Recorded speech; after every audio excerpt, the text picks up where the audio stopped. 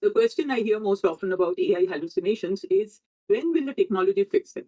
That is the wrong question. The right question is, what governance controls exist today because the deployments are already live and decisions are already consequential. Hallucination is not a temporary engineering defect awaiting resolution. It is a structural characteristics of current large language model architectures that regulated industries must treat as a permanent risk parameter. Legal analysis, financial outputs, clinical documentation, regulatory submissions. In every one of these contexts, an AI system generating plausible but factually incorrect outputs is not a product limitation to be disclosed. It is a governance obligation to be managed. Now, not after the next model release. Three governance positions board must establish directly.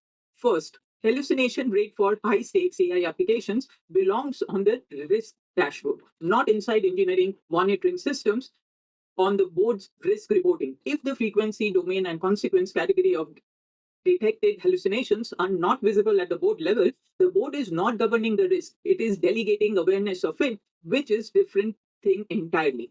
Second, the verification control between AI output and consequential decision must be defined, documented, and independently assured. Its absence is not a process gap. It is, in a regulatory context, deploying AI outputs into consequential decisions without a structured verification layer is a liability position the organization has already adopted, whether the board recognizes it as a decision or not.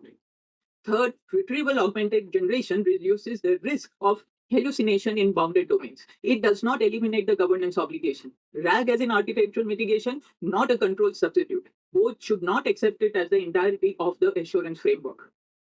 Liability in AI deployment follows the reliance decision, not the model architecture. Regulators and courts will ask what the organization choose to rely on and what stood between that reliance and a consequential layer.